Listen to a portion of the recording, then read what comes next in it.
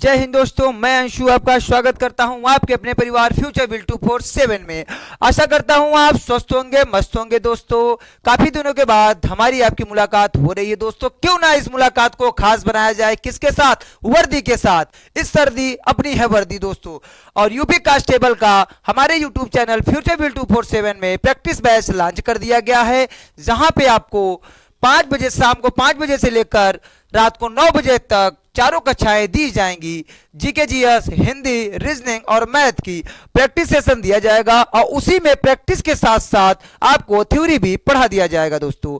ठीक है, आप देख सकते होंगे कवर पेज पे लगा है जीके, जीएस मेरे द्वारा पढ़ाया जाएगा। और उत्तर प्रदेश में आज तक सबसे ऐतिहासिक भर्ती, सबसे ज्यादा 60,244 पोस्ट पे उत्तर प्रदेश पुलिस की भर्ती आयोजित की जा रही है। इतने पोस्ट यहाँ पे आए हैं दोस्तों, अभी तक इतिहास में इतनी बड़ी पोस्ट नहीं आई थी। ठीक है दोस्तों, आइए देखते हैं जो हमारा टाइम टेबल है वो क्या है। तो मैथ किसके द्वारा? आशुतोष सर के द्वारा पढ़ाया जाएगा दोस्तों। और कितने बजे? शाम को 5 बजे आपको ये क्लास मिलेगी दोस्तों। और रीजनिंग जो है, रीजनिंग शाम को 6 बजे मिलेगी और इसको कौन पढ़ाएंगे? आदर्श सर पढ़ाएंगे दोस्तों। और जीके, जीएस मेरे द्वारा पढ़ाई जाएगी और 7 बजे मैं रोज शाम को आपके बीच उपलब्ध रहूंगा। और हिंदी जो है, हिंदी की कक्षा रात को 8 बजे से लेकर 9 बजे तक चलेगी दोस्तों। और हिंदी के टीचर हमारे अजीत सर द्वारा हिंदी पढ़ाया जाएगा। आज के पहला क्वेश्चन हम देखते हैं क्या है दोस्तों, कि आज का पहला क्वेश्चन क्या कह रहा है। तो आइए पहला क्वेश्चन देखते हैं। पहला क्वेश्चन क्या कह रहा है दोस्तों? भाषा के आधार पर राज्यों का पुनर्गठन किस वर्ष किया गया था? पहला ऑप्शन क्या है? 1950। दूसरा ऑप्शन क्या है? 1951। तीसरा ऑप्शन क्या है? 1952। चौथा ऑप्शन क्या है? 1956 दोस्तों। सभी लोग कमेंट बॉक्स में गोली की तरह छाप देंगे कि इसका जवाब क्या होने वाला है दोस्तों, कि इसका जवाब क्या होने वाला है। सभी लोग बताएं दोस्तों। अगर राज्यों का पुनर्गठन के बारे में बात करेगा दोस्तों भाषा के आधार पे, तो आपका यहाँ पे राइट आंसर जो ऑप्शन नंबर डी दे रहा होगा उसका जवाब बिल्कुल सही होगा दोस्तों। लेकिन आइए हम इसके बारे में कुछ बहुत अच्छे तरीके से जानते हैं कि यहां से क्या क्या प्रश्न आता है भाषा के आधार पर राज्यों का पुनर्गठन से दोस्तों। अगर हम राज्य पुनर्गठन आयोग के बारे में बात करेंगे, राज्य पुनर्गठन आयोग के बारे में,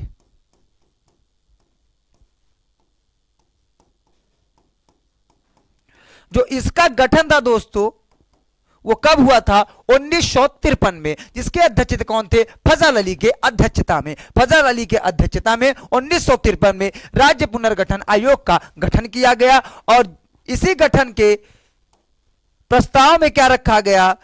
16 राज्य और 3 संघ राज क्षेत्र, 3 केंद्र शासित प्रदेश दोस्तों प्रस्तावित किया गया। लेकिन 14 राज्य और 3 केंद्र शासित प्रदेशों को मान्यता देकर 1956 में भाषा के आधार पर राज्यों का पुनर्गठन किया गया दोस्तों। और अगर आपसे पूछ ले कि भाषा के आधार पे प्रथम राज्य का पुनर्गठन कौन सा राज्य था जिसका पुनर्गठन किया गया, तो आप क्या बताएंगे दोस्तों? आंध्र प्रदेश। क्या बताएंगे दोस्तों? आंध्र प्रदेश। क्या बताएंगे? आंध्र प्रदेश।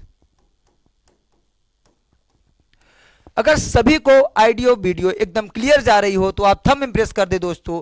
और आइए देखते हैं आज का दूसरा प्रश्न क्या कह रहा है। दूसरा प्रश्न क्या कह रहा है दोस्तों? जापान में होन्शु नामक द्वीप जो है वो किसके लिए प्रसिद्ध है? जापान में होन्शु नामक द्वीप किसके लिए प्रसिद्ध है? सभी लोग स्क्रीन पे देख रहे होंगे ऑप्शन, सभी लोग इसका जवाब दें। पहला ऑप्शन है कोयला, दूसरा ऑप्शन है तेल, तीसरा ऑप्शन है हीरा और चौथा ऑप्शन क्या है? लौह अयस्क। सभी लोग, आशा करता हूं सभी लोग इसका जवाब बहुत अच्छे से दे रहे होंगे। ठीक है दोस्तों, बताएं इसका आंसर क्या होगा। अगर हम होन्शु नामक द्वीप के बारे में बात करेंगे तो सबसे पहले चीज ये जानिए, विश्व का छठा नंबर, कैसा छठा नंबर सबसे बड़ा द्वीप कौन सा है? तो होन्शु है दोस्तों, होन्शु है। अगर हम होन्शु नामक द्वीप के बारे में बात करेंगे तो ये किसके लिए प्रसिद्ध है दोस्तों? तेल के लिए। ऑप्शन नंबर बी आपका राइट आंसर होगा, यहाँ पे तेल आपका सही आंसर हो जाएगा। सभी लोग हमें बताएंगे कि भारत में कोयला राज्य किसके लिए, जो कोयला है वो कौन सा राज्य कोयला के लिए फेमस है? कोयला भंडारित राज्य कौन सा है? सभी लोग अगर बताएंगे।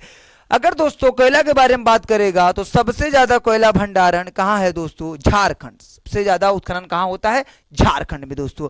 अगर हीरे की बात करें तो हीरा मध्य प्रदेश के पन्ना में पाया जाता है। एमपी के पन्ना में। हीरे के लिए कौन फेमस है दोस्तों? पन्ना, जो किस राज्य में है? मध्य प्रदेश में दोस्तों। कहां पे? मध्य प्रदेश में। ठीक है दोस्तों, आशा करता हूं आपको कोयला भी पता चल गया होगा, हीरा भी पता चल गया होगा, तेल भी पता चला होगा। अगर लो एस के बारे में बात करेंगे दोस्तों, तो 2023 में सबसे बड़ा उत्पादन जो राज्य है वो है उड़ीसा। 2023 में दोस्तों, कितना? 2023 में। हर एक राज्य का इसका बदलता रहता है लो एस का। लगभग 53.8% कह सकते हैं 54% पूरे लौह अयस्क जितना भारत में उत्पादित होता है दोस्तों, उसका 54% उत्पादन इस 2023 में कौन किया था? उड़ीसा ने किया था दोस्तों, उड़ीसा ने किया था।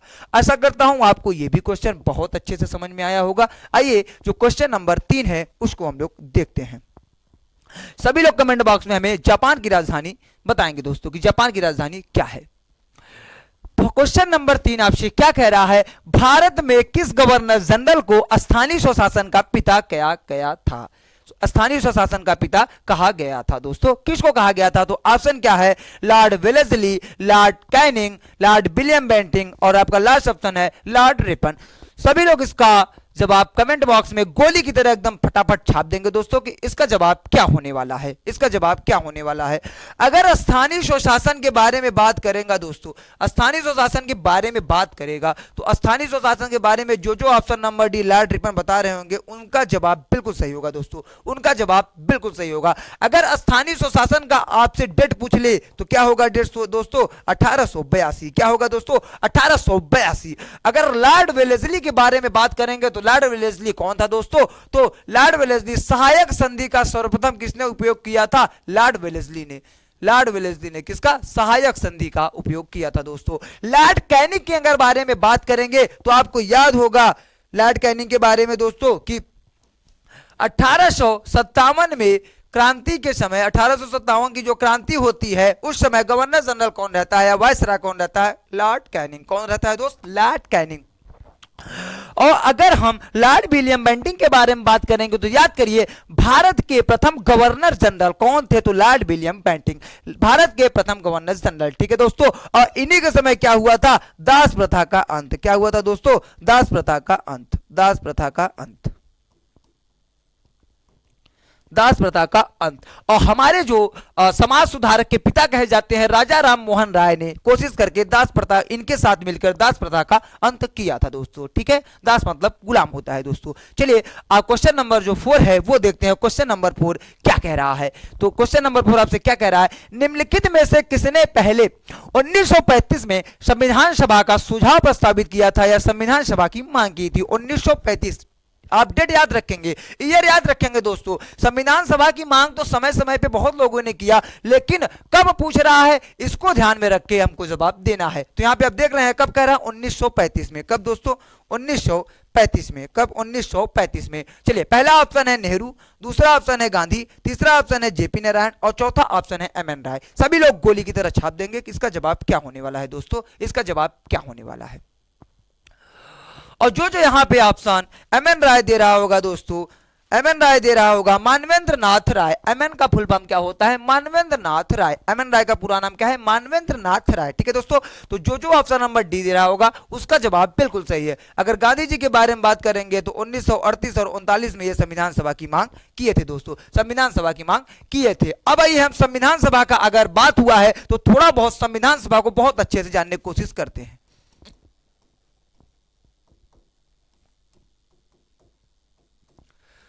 संविधान सभा को किसने बनाया था दोस्तों? तो कैबिनेट मिशन। कौन? कैबिनेट मिशन, जिसमें 3 अध्यक्ष थे, 3 सदस्य थे दोस्तों, एक अध्यक्ष थे। आपको पता होगा दोस्तों 1946 में, 1946 में कैबिनेट मिशन आया और संविधान सभा का गठन किया दोस्तों। अब प्रथम जो संविधान सभा बैठक था वो कब हुआ था दोस्तों?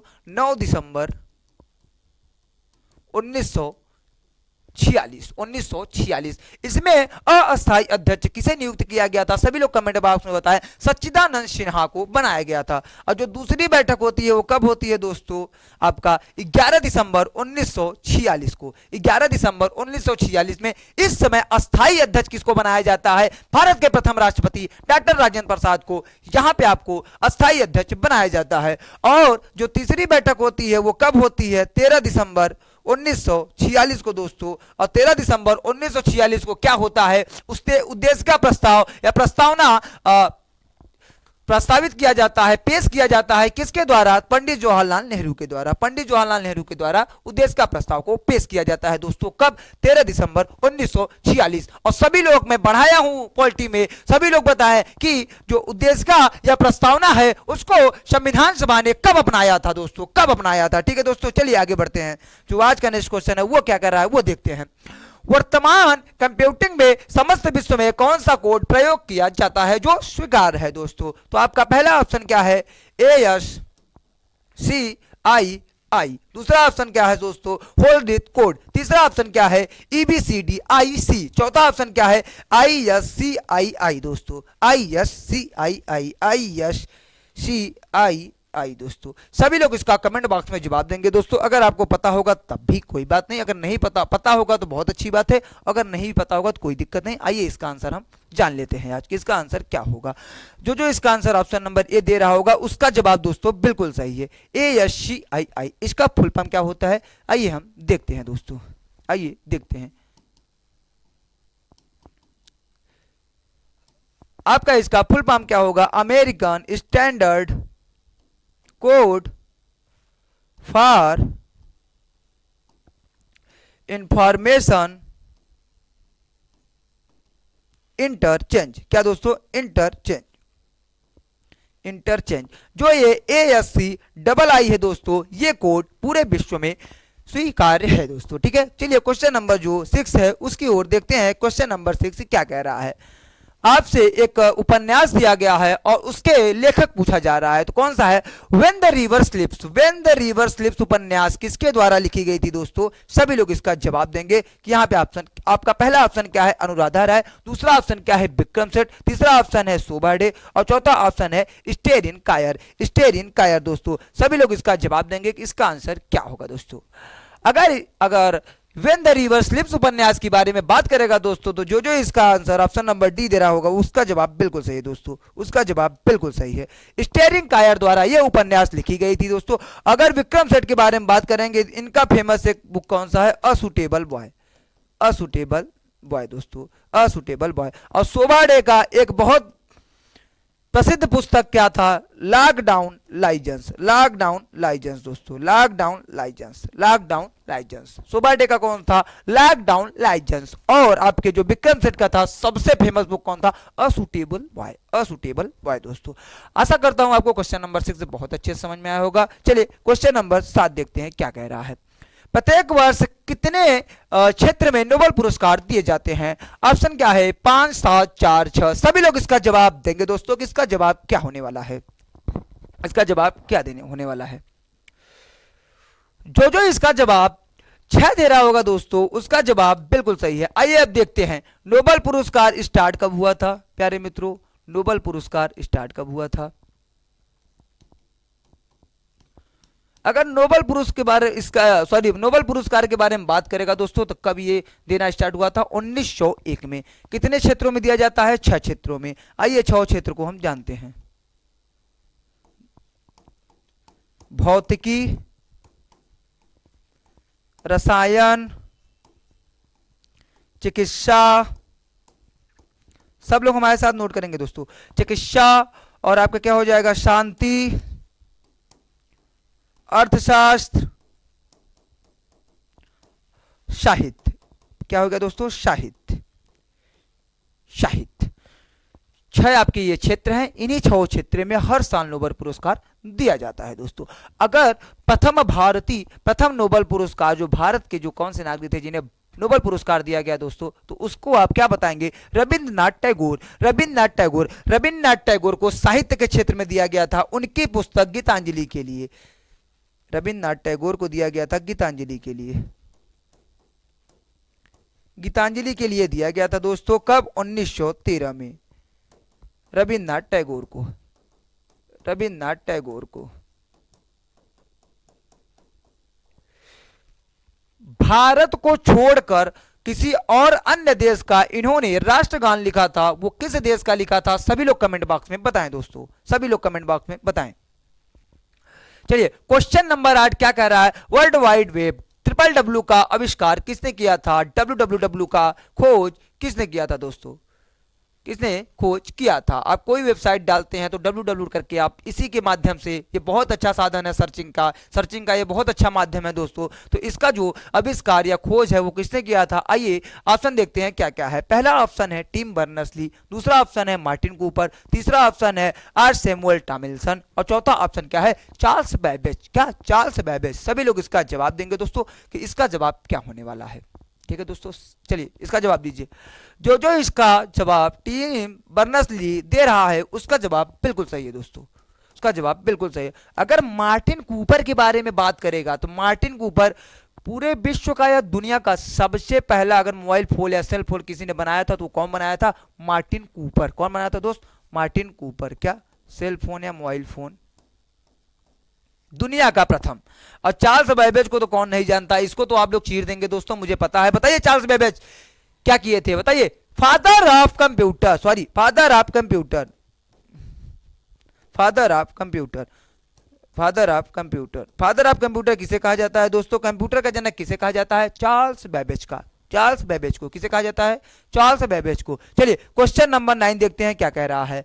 जल्लीकट्टू एक आपको पता होगा त्योहार है दोस्तों, एक खेल है, वो किसके साथ जुड़ा है वही आपको बताना है। पहला ऑप्शन क्या है, त्रिचूर, दूसरा ऑप्शन है कार्तिगाई, तीसरा ऑप्शन है ओणम और चौथा ऑप्शन है पोंगल। सभी लोग इसका जवाब देंगे कि इसका राइट आंसर क्या होने वाला है, इसका राइट आंसर क्या होने वाला है। सभी लोग इसका जवाब देंगे। अगर जल्लीकट्टू के बारे में बात करेगा दोस्तों तो इसका जो ऑप्शन नंबर डी पोंगल यहाँ पे आपका राइट आंसर हो जाएगा। पोंगल जो त्योहार है उसी के समय जल्लीकट्टू का खेल किया जाता है। और जल्लीकट्टू जो खेल है वो कहाँ फेमस है, आपका कर्नाटक में। कहाँ फेमस है, कर्नाटक में। कहाँ फेमस है दोस्तों, कर्नाटक में, आपका तमिलनाडु वाले एरिया में, कर्नाटक और तमिलनाडु वाले एरिया में। जल्लीकट्टू खेल कैसे किया जाता है आइए हम बताते हैं। कहाँ हो जाएगा, तमिलनाडु, तमिलनाडु वाले एरिया में। जल्लीकट्टू में क्या करते हैं कि बैल रहता है, मतलब जो जिसको आप सांड भी कहते हैं, तो वो उसके जो यहाँ पे है सर पे एक मुद्रा या चांदी का मतलब सिक्के, कुछ सिक्के उस पे बांध दिए जाते हैं और खुले ऐसे मैदान में छोड़ दिए जाते हैं। और सभी से ये जो उस खेल में मनुष्य मतलब शामिल होना चाहता है उनको क्या कहा जाता है कि जो सिक्का का पोटली या गठरी उस बैल से लाकर लाएगा वो विजित होगा, उसे विजेता घोषित कर दिया जाएगा। ओणम कहाँ का है दोस्तों, ओणम कहाँ का है, सभी लोग बताएं ओणम कहाँ का है। ओणम कहाँ का है, कार्तिगाई कहाँ का है, त्रिचूर कहाँ का है, सभी लोग कमेंट बॉक्स में बताएं। सभी आपका त्योहार ही है। जो त्रिचूर और ओणम है वो कहाँ का है दोस्तों, तो केरल का। कहाँ का, केरल का। और कार्तिगाई भी कहाँ का है, तमिलनाडु का। कार्तिगाई और पोंगल तमिलनाडु का है और त्रिचूर और ओणम कहाँ का है, केरल का है। चलिए क्वेश्चन नंबर नेक्स्ट देखते हैं क्या कह रहा है। भारत में महिलाओं के लिए आरक्षण उपलब्ध है, भारत के लिए जो आरक्षण है महिलाओं के लिए वो कहाँ पे उपलब्ध है वही बताना है। लोकसभा में, राज्य विधानसभा में, पंचायती राज निकायों में या उपयुक्त में, सभी स्थानों पर। इन तीनों स्थानों पे उपयुक्त है या किस स्थान पे उपयुक्त है, सभी लोग इसका जवाब देंगे। चलिए बताइए। अगर महिलाओं के लिए आरक्षण के बारे में बात करेंगे तो सबसे पहले ये जानिए दोस्तों कितना, 33% महिलाओं को आरक्षण दिया गया है, 33%। जो इसका जवाब ऑप्शन नंबर सी पंचायती राज निकाय दे रहा है उसका जवाब बिल्कुल सही है। आपका जो महिलाओं के लिए आरक्षण है वो कहाँ उपलब्ध है, पंचायती राज निकायों में। 73वां संविधान संशोधन 1992 में ये महिलाओं के लिए आरक्षण बताया गया था दोस्तों, 33%। ठीक है, चलिए सभी लोग हमें बताएं लोकसभा में उत्तर प्रदेश में, चलिए आज हम सब कंप्लीट करा देते हैं। उत्तर प्रदेश का थोड़ा विशेष जानकारी, उत्तर प्रदेश के बारे में बात करेंगे। उत्तर प्रदेश में लोकसभा में कितने सीटें हैं दोस्तों, अगर लोकसभा में बात करेंगे तो उत्तर प्रदेश में कितने सीटें हैं, 80 सीटें। और राज्यसभा में कितने हैं, 31। राज्यसभा में, लोकसभा में 80, राज्यसभा में 31। विधान परिषद में कितना है दोस्त, 100। और अगर आपका बात करेगा विधानसभा में कितने हैं आपके, 403, एक एंग्लो इंडियन 404 दोस्तों, 403 और एक एंग्लो इंडियन 404। आशा करता हूं आपको क्वेश्चन नंबर 10 बहुत अच्छे से समझ में आया होगा। चलिए क्वेश्चन नंबर नेक्स्ट देखते हैं। क्वेश्चन नंबर नेक्स्ट बहुत अच्छा, आज इस एक प्रश्न से हम लोग 4-5 क्वेश्चन जानेंगे। भारत में सबसे पहली जनगणना किस वर्ष शुरू हुई थी, किस वर्ष में हुई थी? पहला ऑप्शन 1852, दूसरा ऑप्शन 1881, तीसरा ऑप्शन 1872, चौथा ऑप्शन 1952। सभी लोग इसका जवाब देंगे कि इसका जवाब क्या होगा। चलिए दोस्तों बताइए, अगर भारत में पहली जनगणना के बारे में बात करेगा तो आपको क्या मारना है? 1872। और किसके समय? लॉर्ड मेयो के समय, लॉर्ड मेयो के समय, लॉर्ड मेयो के समय। हाँ, आप लोग कंफ्यूज होंगे, कहीं कहीं पढ़े होंगे 1881। तो आज हम पूरे कंफ्यूजन का बंधन तोड़ेंगे। देखिए कैसे। 1881 में नियमित जनगणना हुआ था स्टार्ट, नियमित जनगणना, नियमित जनगणना, नियमित जनगणना। सबको, आप सबको तो मैं आशा करता हूं ये पता ही होगा कि जो जनगणना है वो हर 10 साल के बाद होता है। तो 1881 से नियमित जनगणना स्टार्ट हुआ, हर एक 10 साल के उपरांत। 2011 में जो जनगणना हुआ था वो, सॉरी 2011, 2011 में जो जनगणना हुआ था वो कितने नंबर की जनगणना थी? 15 नंबर की जनगणना थी दोस्तों, 15 नंबर की जनगणना, ठीक है। और 1881 में जब नियमित जनगणना स्टार्ट हुआ उस समय पूछता है कि वायसराय कौन था, तो कौन था? Lord Ripon. कौन दोस्तों? Lord Ripon, Lord Ripon. कौन था? Lord Ripon. आशा करता हूं आपको जनगणना बहुत अच्छे से समझ में आया होगा। चलिए एक दिन हम जनगणना पे बहुत अच्छे से आपको क्लास देंगे, उसमें हम आपको भारत का जनगणना और उत्तर प्रदेश का जनगणना जो 2011 का जो भी रिपोर्ट था हम बहुत अच्छे से समझाएंगे, ठीक है। चलिए क्वेश्चन नंबर नेक्स्ट देखते हैं क्या है। क्वेश्चन नंबर नेक्स्ट क्या कह रहा है? निम्नलिखित में से कौन सा रोजगार प्राथमिक क्षेत्र से नहीं जुड़ा है? प्राथमिक क्षेत्र से जुड़ा नहीं है। ऑप्शन क्या है? टोकरी बुनने वाला, ऑप्शन नंबर दूसरा क्या है? माली, कुम्हार, पुजारी। सभी लोग इसका जवाब देंगे, किसका जवाब क्या होने वाला है। जो इसका जवाब, पहली बात तो ये जानिए प्राथमिक क्षेत्र में क्या आता है? कृषि आता है। क्या आता है दोस्त? कृषि आता है। तो चलिए आइए देख लेते हैं। तो टोकरी बुनने वाला किसके अंतर्गत आ जाएगा? कृषि के अंतर्गत आ जाएगा। माली भी किसके अंतर्गत आ जाएगा? कृषि के अंतर्गत आ जाएगा। कुम्हार भी किसके अंतर्गत आ जाएगा? कृषि के अंतर्गत आएगा। लेकिन जो पुजारी है ये क्या कर रहा है? ये सेवा कर रहा है। क्या कर रहा है दोस्तों? सेवा। तो जो सेवा हुआ आता है वो किसने, कौन सी, मतलब सॉरी, कौन से क्षेत्र में आता है? तृतीय क्षेत्र में। कौन से क्षेत्र में? तृतीय क्षेत्र में, ठीक है दोस्तों, तृतीय क्षेत्र में। कौन से क्षेत्र में? तृतीय क्षेत्र में। चलिए जो आपका नेक्स्ट ऑप्शन है, सॉरी नेक्स्ट क्वेश्चन है, वो देखते हैं कि नेक्स्ट क्वेश्चन क्या कह रहा है। क्या कह रहा है? आईसीडीएन एक दूरसंचार प्रौद्योगिकी है, जहां मतलब ये जो एक दूरसंचार प्रौद्योगिकी है आईएसडीएन, उसका क्या कार्य होता है? चलिए देखते हैं। पहला ऑप्शन क्या है? ध्वनि, वीडियो एवं डाटा साथ साथ संचरित होते हैं इसमें, केवल ध्वनि संचरित होते हैं इसमें, या केवल वीडियो संचरित होते हैं इसमें, या केवल डाटा संचरित होते हैं। चलिए सभी लोग इसका जवाब देंगे। अगर आईएसडीएन के बारे में बात करेगा दोस्तों तो इसमें क्या होगा? ध्वनि के साथ साथ, ध्वनि वीडियो के साथ साथ डाटा दोनों एक साथ संचरित किया जाता है, दोनों एक साथ संचरित किया जाता है। चलिए आपका जो नेक्स्ट क्वेश्चन है वो देखते हैं। नई दिल्ली का मुख्य वास्तुविद एवं डिजाइनर कौन था? नई दिल्ली का आपका आपसे डिजाइनर पूछ रहा है। चलिए बताइए इसका जवाब क्या होने वाला है। पहला ऑप्शन क्या है? एडमंड लुटियंस, दूसरा ऑप्शन क्या है? धनपत राय, तीसरा ऑप्शन क्या है? ली कोर्बुजियर, और चौथा ऑप्शन क्या है? इनमें से कोई नहीं। सभी लोग इसका जवाब देंगे, किसका जवाब क्या होने वाला है। इसका जवाब क्या होने वाला है दोस्तों? जो इसका जवाब ऑप्शन नंबर ए दे रहा है उसका जवाब बिल्कुल सही है। एडमंड लुटियंस दिल्ली के डिजाइनर थे दोस्तों, दिल्ली के डिजाइनर थे। धनपत राय किस कवि का नाम था या किस लेखक का नाम था दोस्तों? तो आपके मुंशी प्रेमचंद्र का, मुंशी प्रेमचंद्र का। कभी कभी इनका उपनाम पूछ लेता है हिंदी में, मुंशी प्रेमचंद्र का। किसका? मुंशी प्रेमचंद्र का। चलिए जो नेक्स्ट क्वेश्चन है वो देखते हैं। हाँ, यहाँ पे आपको करंट अफेयर्स 2021 का करंट अफेयर्स है, इसमें आपको 21, थोड़े बहुत हम 21 का लाएंगे, थोड़े बहुत 22 का लाएंगे, और सब ज्यादा 23 का लाएंगे। करंट अफेयर्स वाली में एक दिन मैं मैराथन लूंगा आपको, जिसमें उत्तर प्रदेश का सबसे ज्यादा करंट अफेयर्स रहेगा और भारत के भी करंट अफेयर्स रहेंगे, ठीक है दोस्तों। चलिए देखते हैं क्वेश्चन नंबर 15 क्या कह रहा है। 20 दिसंबर 2021 को नागर विमानन मंत्री बीके सिंह द्वारा प्रदत्त सूचना के अनुसार उत्तर प्रदेश सरकार द्वारा लगभग कितने हेक्टेयर भूमि का अधिग्रहण किया गया? चलिए 54 हेक्टेयर, 62 हेक्टेयर, 56 हेक्टेयर और 52 हेक्टेयर। सभी लोग इसका जवाब देंगे कि इसका जवाब क्या होने वाला है।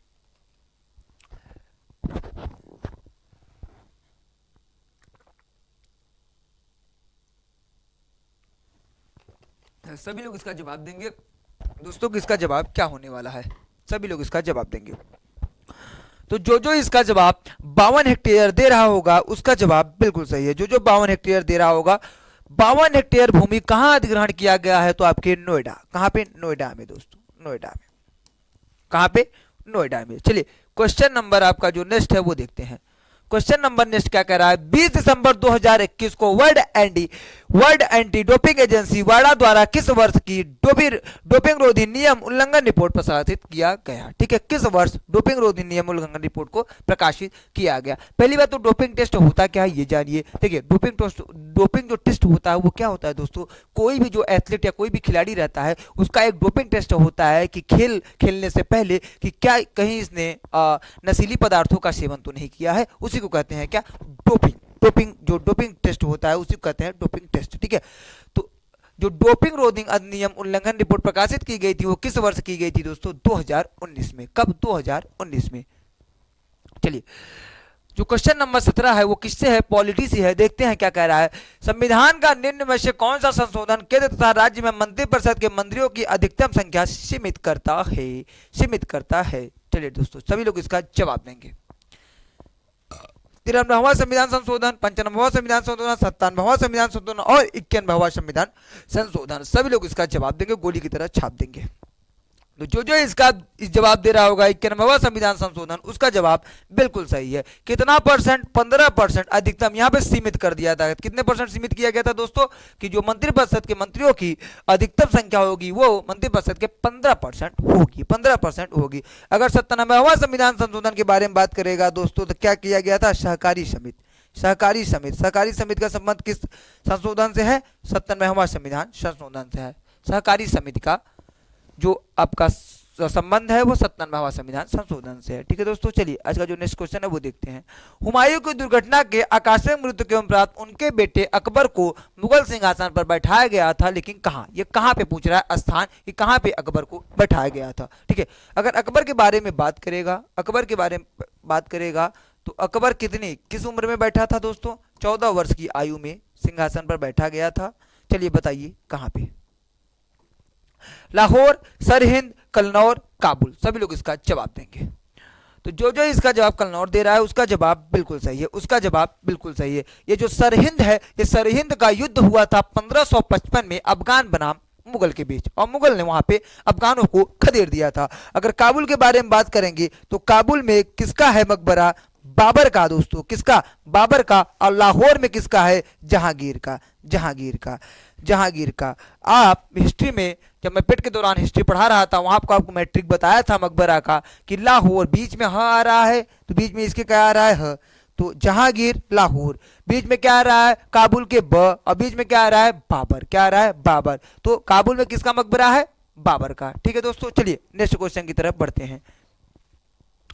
क्वेश्चन नंबर नेक्स्ट क्या कह रहा है? भारत का निम्नलिखित में से कौन सा राष्ट्रपति निर्विरोध निर्वाचित हुआ? ऐसा कौन सा राष्ट्रपति था जो निर्विरोध निर्वाचित हुआ था? ठीक है, निर्विरोध निर्वाचित हुआ था। सबसे पहले आप लोग कमेंट बॉक्स में यह भी बताएं कि वर्तमान में भारत के राष्ट्रपति कौन है? भारत में वर्तमान राष्ट्रपति कौन है? चलिए पहला ऑप्शन क्या है? Doctor S Radhakrishnan. दूसरा ऑप्शन है नीलम संजीव रेड्डी। तीसरा ऑप्शन है के आर नारायण। चौथा ऑप्शन क्या है? डॉक्टर राजेंद्र प्रसाद। इसका जवाब जो होगा वो क्या होगा? नीलम संजीव रेड्डी। आइए जानते हैं राधाकृष्णन के बारे में, के आर नारायण के बारे में और डॉक्टर राजेंद्र प्रसाद के बारे में। ठीक है, अगर हम राधाकृष्णन के बारे में बात करेंगे तो ये भारत के प्रथम उपराष्ट्रपति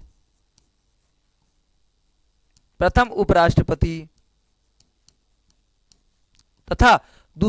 भारत के दूसरे राष्ट्रपति थे दोस्तों, दूसरे राष्ट्रपति थे।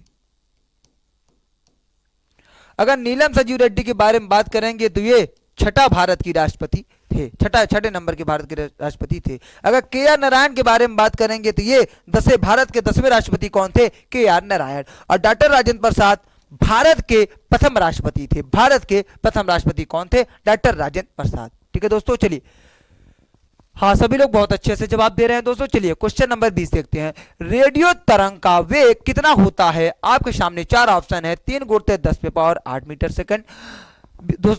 ऑप्शन नंबर बी क्या है? 110 मीटर प्रति सेकंड। ऑप्शन नंबर सी क्या है? 3 इंटू 10 पे पावर 6 मीटर प्रति सेकंड। ऑप्शन नंबर डी क्या है? 110 मीटर प्रति सेकंड। दोस्तों सभी लोग इसका जवाब देंगे। इसका जवाब तो सब लोग उड़ा दिए होंगे, ये क्वेश्चन को तो सभी लोग उड़ा दिए होंगे दोस्तों, सभी लोग उड़ा दिए होंगे। जी जी बिल्कुल सही, ऑप्शन नंबर ए बिल्कुल राइट सही, बिल्कुल एकदम बहुत सही है दोस्तों। 3 × 10 में 8 मीटर पर सेकंड किसका रेडियो तरंग का वेग होता है दोस्तों। चलिए क्वेश्चन नंबर नेक्स्ट देखते हैं। एफएम प्रसारण बैंड, एफएम प्रसारण बैंड किसके बीच होता है? एचएफ रेंज के बीच, यूएचएफ रेंज के बीच, वीएचएफ रेंज के बीच, या इन तीनों? सभी, ये तीनों सही। क्या होगा दोस्तों, सभी लोग इसका बताएं, सभी लोग इसका जवाब देंगे कि इसका जवाब क्या होने वाला है। सभी लोग इसका जवाब दें। वीएचएफ रेंज आपका जवाब बिल्कुल सही होगा दोस्तों। वीएचएफ का मतलब होता है full form very high frequency, very high frequency, frequency, ठीक है, जिसका आपका जो वो होता है माध्यम 30 MHz से लेकर 300 MHz तक होता है। 30 MHz से लेकर 300 MHz तक होता है। आशा करता हूं ये क्वेश्चन आपको बहुत अच्छे से समझ में आया होगा। चलिए क्वेश्चन नंबर 22 क्या कह रहा है कि जो टेप रिकॉर्ड में टेप की चाल होती है या टेप की स्पीड होती है वो कितनी होती है? तो आपके सामने चारों ऑप्शन उपलब्ध हैं, चारों ऑप्शन में सभी लोग इसका जवाब देंगे। पहला ऑप्शन है 5 सेंटीमीटर पर सेकंड, दूसरा ऑप्शन है 3.75 सेंटीमीटर पर सेकंड, तीसरा ऑप्शन है 10 सेंटीमीटर पर सेकंड, चौथा ऑप्शन है 4.76 सेंटीमीटर प्रति सेकंड।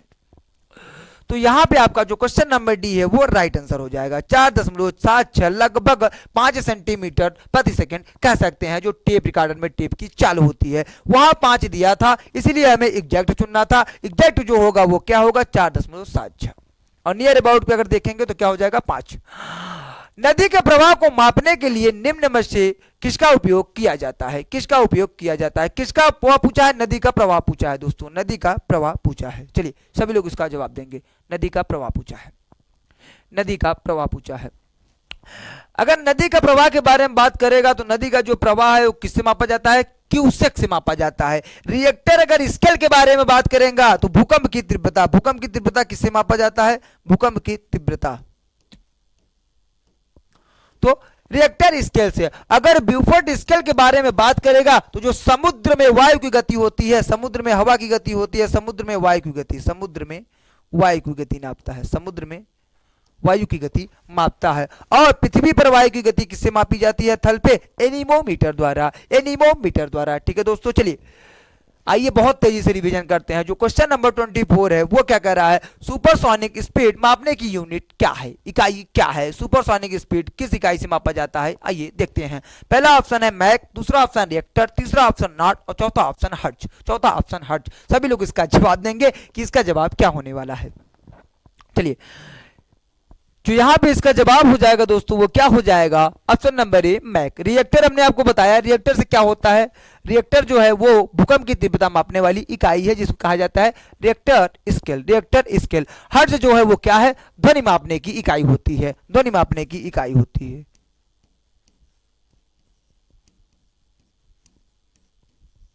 ध्वनि मापने की इकाई होती है, ध्वनि मापने की इकाई होती है। चलिए क्वेश्चन नंबर नेक्स्ट देखते हैं क्या कह रहा है। खाद्यान्नों के संरक्षण हेतु निम्न में से किसका प्रयोग किया जाता है? जो खाद्यान्न तो होते हैं उसके संरक्षण हेतु किसका प्रयोग किया जाता है? चलिए सभी लोग इसका बताएं। पहला ऑप्शन क्या है? विनेगर, दूसरा ऑप्शन है सोडियम क्लोराइड, तीसरा ऑप्शन है पोटेशियम परमैंगनेट, चौथा ऑप्शन क्या है? Sodium benzoate, sodium benzoate. सभी लोग इसका जवाब देंगे कि इसका जवाब क्या होने वाला है। सर्दी तो है दोस्तों, कोई दिक्कत नहीं, आप लोग एकदम ठंड का मजा लीजिए, रजाई में घुसे रहें और क्लास को एकदम तेजी से रिवीजन कीजिए। एक कलम एक कॉपी साथ लेकर बैठा करें और मेरे द्वारा जो जो यहाँ पे नोट किया जाता है, जो जो लिखाया जाता है उसको आप नोट करके 1-2 बार रिवीजन कर लेंगे तो पक्का है कि 100% आपके दिमाग में धस जाएगा दोस्तों। और जब आप एग्जाम में जाएंगे तो आप देखेंगे हूबहू प्रश्न रहेगा तो आपको अंशु सर याद आएंगे कि जीके जीएस में ये पढ़ाए थे और ये अंशु सर तो इसका जवाब बताए थे, इसका आंसर ये होगा। फटाफट आप पूरे आंसर जितने भी जीके जीएस रहेंगे दोस्तों, गारंटी देता हूं कि जो मैं यहाँ पे आपको प्रैक्टिस सेट कराऊंगा आपको लगभग 80 से लेकर 90% तक क्वेश्चन इसी फ्यूचर बिल 247 के जीके जीएस क्लास से छपे रहेंगे दोस्तों। चलिए बताइए, जो जो इसका जवाब दे रहा होगा सोडियम बेंजोएट उसका जवाब बिल्कुल सही है, सोडियम बेंजोएट। पोटेशियम परमैंगनेट की अगर बारे में बात करेंगे तो इसका जो फार्मूला, इसका जो सूत्र होता है क्या होता है? KMnO3, KMnO3, KMnO3। और सोडियम क्लोराइड जिसे क्या कहा जाता है? नमक, उसका सूत्र क्या हो जाता है? NaCl। क्या होता है? NaCl। और विनेगर को क्या कहा जाता है? वो सिरका है। क्या दोस्तों? सिरका। सिरका। सभी लोग कमेंट बॉक्स में हमें सिरका का सूत्र बताएंगे, सिरका का सूत्र बताएंगे। तो सिरका का जो सूत्र होता है वो क्या होता है, CH3COOH, CH3COOH। ठीक है दोस्तों, चलिए आइए देखते हैं जो क्वेश्चन नंबर नेक्स्ट है वो क्या कह रहा है। किसी स्थान की आर्द्रता जानने के लिए स्थान की आर्द्रता पूछा है, निम्न में से किसका उपयोग किया जाता है। चलिए स्थान की आर्द्रता सभी लोग बताएंगे। पहला ऑप्शन क्या है, हाइग्रोमीटर, हाइग्रोमीटर। दूसरा ऑप्शन है पेरिस्कोप, तीसरा ऑप्शन है पायरोमीटर और चौथा ऑप्शन क्या है, हाइड्रोमीटर। चौथा ऑप्शन क्या है, हाइड्रोमीटर। चलिए सभी लोग इसका जवाब देंगे दोस्तों। तो option A is right answer. Hygrometer द्वारा आर्द्रता, किसी स्थान की आर्द्रता हाइग्रोमीटर द्वारा मापा जाता है। अगर पायरोमीटर के बारे में बात करेंगे तो क्या करता है, उच्च ताप को ये मापता है, उच्च ताप को मापता है। अगर हाइड्रोमीटर के बारे में बात करेंगे तो ये क्या बताता है, द्रव का घनत्व। कोई भी द्रव्य है उसका घनत्व किसके द्वारा मापा जाता है, द्रव्य का घनत्व किसके द्वारा मापा जाता है, हाइड्रोमीटर द्वारा, हाइड्रोमीटर द्वारा। लेकिन अगर आर्द्रता की बारे में बात करेगा तो इसका राइट आंसर क्या हो जाएगा, हाइग्रोमीटर। क्या होगा दोस्तों, हाइग्रोमीटर, हाइग्रोमीटर। चलिए जो आज का नेक्स्ट क्वेश्चन है वो देखते हैं। वह कौन सी पर्यावरणीय परत है जो विकिरण को वापस पृथ्वी में प्रत्यावर्तित करती है, प्रत्यावर्तित करती है। आपको मैं थोड़ा बहुत हिंट दे देता हूं, इसका आंसर वो हो जाएगा दोस्तों, पराबैंगनी किरणें से कौन सा मंडल आपका सुरक्षा करता है, संरक्षण करता है आपके, वही पृथ्वी के, वही आपका यहाँ पे जवाब हो जाएगा। चलिए पहला ऑप्शन है स्ट्रेटोस्फीयर, दूसरा ऑप्शन है एक्सोस्फीयर, तीसरा ऑप्शन है आइनोस्फीयर, चौथा ऑप्शन है ट्रोपोस्फीयर। चलिए सभी लोग इसका जवाब देंगे दोस्तों, सभी लोग जवाब देंगे, गोली की तरह छाप देंगे।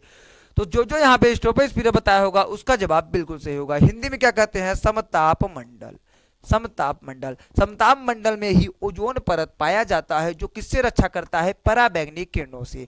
किससे रक्षा करता है, पराबैंगनी किरणों को नीचे नहीं आने देता। एक्सोस्फीयर को हिंदी में कहते हैं बहिर्मंडल, क्या कहते हैं, बहिर्मंडल। और आयनोस्फीयर को क्या कहते हैं दोस्तों, आयन मंडल। और ट्रोपोस्फीयर क्या कहते हैं, क्षोभ मंडल। क्या कहते हैं, क्षोभ मंडल, क्षोभ मंडल। ठीक है, और आपका जो मध्य मंडल है उसे क्या कहा जाता है, मीसोस्फीयर। क्या कहते हैं, मीसोस्फीयर। चलिए सभी लोग कमेंट बॉक्स में हमें ये बताएंगे जो मौसमी घटनाएं होती हैं वो किस मंडल में होती हैं। अगर मौसमी घटना के बारे में बात करेगा तो मौसमी घटना किस मंडल में होती है दोस्तों, क्षोभ मंडल में। क्या होता है, मौसमी घटना, मौसमी घटना। अब सब लोग ये बताएंगे जो हवाई जहाज है, जो वायुयान है, वो किस मंडल में उड़ाया जाता है, समताप मंडल में, समताप मंडल में। ठीक है दोस्तों, चलिए जो आज का नेक्स्ट क्वेश्चन है वो देखते हैं। निम्न राज्यों में से कौन सा राज्य उदय योजना के लिए समझौता ज्ञापन MOU पर हस्ताक्षर करने वाला देश का पहला राज्य बन गया है। ठीक है दोस्तों, चलिए उदय योजना के बारे में बात कर रहा है दोस्तों, इसका जवाब क्या होगा, चलिए सभी लोग इसका छाप देंगे। पहला ऑप्शन उत्तर प्रदेश, दूसरा ऑप्शन मध्य प्रदेश, तीसरा ऑप्शन उत्तराखंड, चौथा ऑप्शन झारखंड। चौथा ऑप्शन झारखंड, आपका चौथा ऑप्शन झारखंड। सभी लोग इसका जवाब देंगे। जो जो इसका जवाब झारखंड दे रहा होगा उसका जवाब बिल्कुल सही है दोस्तों। और झारखंड की राजधानी क्या होती है, रांची। क्या होती है, रांची। उत्तर प्रदेश का लखनऊ, मध्य प्रदेश का भोपाल और उत्तराखंड का देहरादून, उत्तराखंड का देहरादून। सभी लोग हमें बताएं उत्तराखंड का जो सेकंड दूसरा राजकीय भाषा है वो क्या है। हिंदी, पहला तो हिंदी है, दूसरा क्या है। ठीक है, सभी लोग हमको जवाब देंगे। चलिए क्वेश्चन नंबर 29 क्या कह रहा है ये देखते हैं। महात्मा गांधी भारतीय राष्ट्रीय कांग्रेस के अध्यक्ष किस वर्ष बने थे, 1923 में, 1924 में, 1925 में या 1922 में। सभी लोग इसका जवाब देंगे, सभी लोग इसका जवाब देंगे, सभी लोग इसका जवाब देंगे दोस्तों। क्या होगा, अगर महात्मा गांधी के बारे में बात करेगा तो 1924 में इन्होंने केवल एक बार कांग्रेस की अध्यक्षता की थी। और कहां पे, बेलगांव अधिवेशन में। कौन से अधिवेशन में, बेलगांव अधिवेशन में, बेलगांव अधिवेशन में। अगर 1925 के बारे में बात करेगा तो क्या हुआ था, आपको याद होगा, काकोरी ट्रेन कांड, काकोरी ट्रेन षड्यंत्र, काकोरी ट्रेन कांड। काकोरी ट्रेन कांड कब हुआ था, 1925 में। अगर 1922 के बारे में बात करेगा तो चौरी चौरा,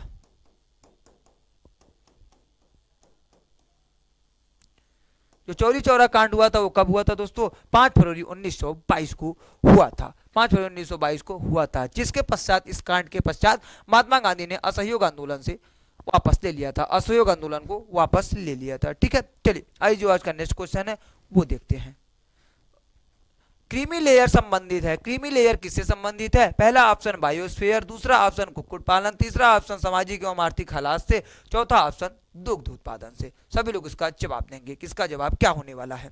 चलिए तो आपका ऑप्शन नंबर सी सामाजिक एवं आर्थिक हालातों से, जो क्रीमी लेयर है वो किससे संबंधित है, सामाजिक एवं आर्थिक हालातों से। ठीक है, दुग्ध उत्पादन के बारे में बात करेगा। तो चलिए बताइए, भारत में जो दुग्ध उत्पादन थे या दुग्ध का जो जिसे पिता कहा जाता था, ब्लड, ठीक है दोस्तों, फ्लड बैंक का जिसे कहा जाता है फ्लड बैंक, क्या flood bank, flood bank, flood bank, flood bank का पिता, फ्लड बैंक के जनक किसको कहा जाता था दोस्तों, दुग्ध उत्पादन के जो जनक थे उन्हें दुग्ध उत्पादन का पिता किसे कहा जाता था दोस्तों, वर्गीस कुरियन को, डॉक्टर वर्गीस कुरियन को,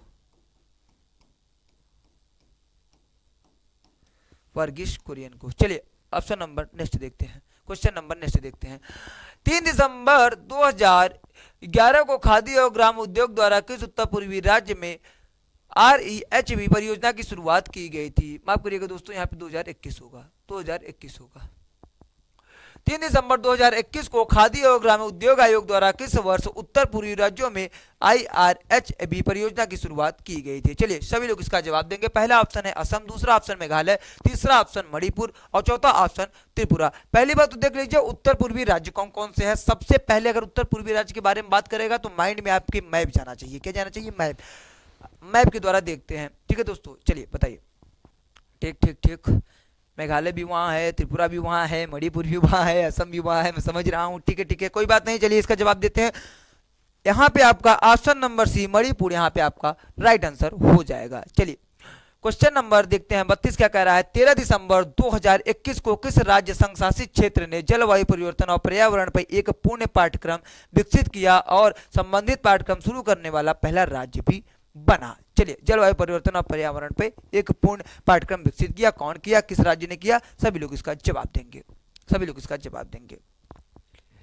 ये गोवा लिखा गया, यहाँ पे होगा गोवा, गोवा। ठीक है दोस्तों, गोवा। पहला ऑप्शन पंजाब, दूसरा ऑप्शन जम्मू कश्मीर, तीसरा ऑप्शन क्या है आपका गोवा और चौथा ऑप्शन क्या है महाराष्ट्र। तो आपको देख के ही लग रहा होगा कि इसका जवाब क्या होगा, महाराष्ट्र होगा, महाराष्ट्र होगा। लाल बहादुर शास्त्री स्टेडियम स्थित है, कहां पे स्थित है। आपके सामने 4 ऑप्शन है, चारों ऑप्शन आपके सामने उपलब्ध है और सभी लोग इसका जवाब देंगे। पहला ऑप्शन नई दिल्ली, दूसरा ऑप्शन हैदराबाद, तीसरा ऑप्शन इलाहाबाद, चौथा ऑप्शन कानपुर। अगर लाल बहादुर शास्त्री स्टेडियम के बारे में बात करेगा तो ये आपका कहाँ है दोस्तों, हैदराबाद में, हैदराबाद में। अगर नई दिल्ली के बारे में बात करेगा तो कौन सा स्टेडियम है, अरुण जेटली, अरुण जेटली, अरुण जेटली स्टेडियम कहाँ पे है, नई दिल्ली में, नई दिल्ली में। अगर इलाहाबाद के बारे में बात करेगा दोस्तों तो यहाँ पे कौन सा स्टेडियम था, मदन मोहन मालवीय। कौन सा है, Madan Mohan Malviya.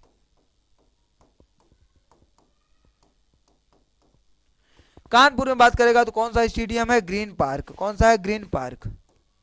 Green park stadium कहाँ है दोस्तों, कानपुर में है। ग्रीन पार्क स्टेडियम कहाँ है, कानपुर में। हाँ चलिए सभी लोग इसका जवाब देंगे कमेंट बॉक्स में कि लाल बहादुर शास्त्री जो हवाई अड्डा है, अंतर्राष्ट्रीय हवाई अड्डा, वो कहाँ पे है और उत्तर प्रदेश में कितने हवाई अड्डे हैं, अंतर्राष्ट्रीय हवाई अड्डे उत्तर प्रदेश में कितने अंतर्राष्ट्रीय हवाई अड्डे हैं, सभी लोग इसका जवाब देंगे। चलिए जो आपका क्वेश्चन नंबर 34 है वो क्या कर रहा है। 19 नवंबर 2021 को प्रधानमंत्री नरेंद्र मोदी द्वारा उत्तर प्रदेश के झांसी के गरौठा में कितने मेगावाट के ultra mega solar power park की आधारशिला रखी गई। ठीक है, पावर पार्क की आधारशिला रखी गई दोस्तों। कितने मेगावाट का सोलर पावर पार्क की आधारशिला रखी गई, किसके द्वारा, डॉक्टर नरेंद्र मोदी द्वारा। कहां पे की गई, आपको दिख रहा होगा, झांसी जिला में किया गया। चलिए 600 मेगावाट, 800 मेगावाट, 650 मेगावाट, 700 मेगावाट, सभी लोग इसका जवाब देंगे। तो आपका यहाँ पे जो है ऑप्शन नंबर 600 मेगावाट का सोलर पावर पार्क की आधारशिला रखी गई। कहाँ पे, झांसी में। झांसी के कौन से गांव में दोस्तों, गरौठा गांव में। ठीक है, गरौठा गांव में। चलिए क्वेश्चन नंबर नेक्स्ट देखते हैं। रक्त लाल दिखाई देने का कारण क्या है। रक्त लाल दिखाई देने का कारण क्या है कि रक्त में ऐसा क्या पाया जाता है जो उसका रंग लाल दिखाई पड़ता है। ऑप्शन नंबर 1 सामा, ऑप्शन नंबर 2 काकपीय शाखाओं का होना, तीसरा ऑप्शन लोहिताणु, चौथा ऑप्शन क्या है, हीमोग्लोबिन, हीमोग्लोबिन। चलिए इसको तो आप क्वेश्चन उड़ा दिए होंगे दोस्तों, मैं जानता हूं। यहाँ पे ऑप्शन नंबर डी हीमोग्लोबिन आपका राइट आंसर होने वाला है, हीमोग्लोबिन राइट आंसर होने वाला है। क्वेश्चन नंबर 36 देखते हैं क्या कह रहा है।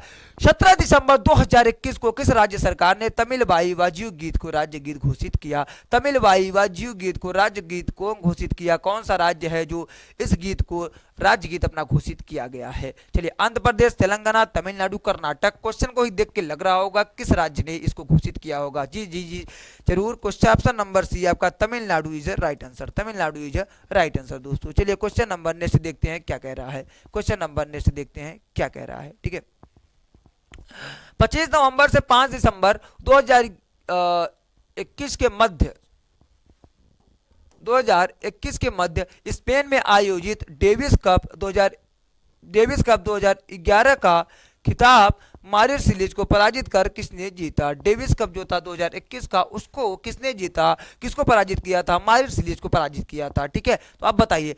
पहला ऑप्शन है नोवाक जोकोविच, दूसरा ऑप्शन क्या है? टीम पुजर, तीसरा ऑप्शन क्या है? माइकल वीनस, चौथा ऑप्शन है Daniel Medvedev.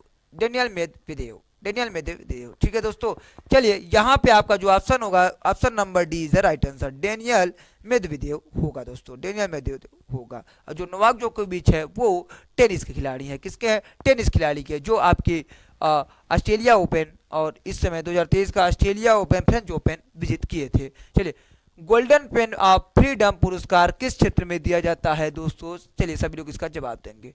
Golden pain of freedom किस क्षेत्र में दिया जाता है? पहला ऑप्शन है पत्रकारिता, दूसरा ऑप्शन है सिने कला, तीसरा ऑप्शन है खेल संपादन, चौथा ऑप्शन है साहित्य संबंधी लेखन। अब आप लोग पेन देखे होंगे गोल्डन पेन, तो सभी लोग इसका साहित्य बता रहे होंगे। जी नहीं दोस्तों, साहित्य नहीं होगा, इसका जवाब क्या होगा? पत्रकारिता। क्या होगा? पत्रकारिता दोस्तों, क्या होगा? पत्रकारिता। तो आज का सेशन यहीं तक रखते हैं, ये आपका लास्ट क्वेश्चन था दोस्तों। तो हम जो भी ये जीएस का प्रैक्टिस सेशन होने वाला है वो रोज कभी 37, कभी 38, कभी 37, कभी 38, ऐसे ही एक सेट जीके जीएस का रोज कराया जाएगा। ठीक है दोस्तों, चलिए मिलते हैं नेक्स्ट सेशन में। जाते जाते हम एक चीज बोलेंगे दोस्तों कि देखिए, माँ बाप का सपना है वर्दी खुद पर गढ़ना है। ठीक है दोस्तों, माँ बाप का सपना है वर्दी खुद पर गढ़ना है। चलिए मिलते हैं नेक्स्ट सेशन में नई ऊर्जा के साथ। तब तक आप बने रहिए, इसको रिवीजन कर लीजिएगा और सभी लोग हमारे टेलीग्राम चैनल फ्यूचर बिल 247 को ज्वाइन कर लें। वहां पे ये सब पूरा पीडीएफ उपलब्ध करा दिया जाएगा और सभी लोग रिवीजन कर लेंगे और यहाँ के हस्तलिखित नोट भी आपको वहीं पे दिए जाएंगे। चलिए ठीक है दोस्तों, मिलते हैं नेक्स्ट वीडियो में। जय हिंद।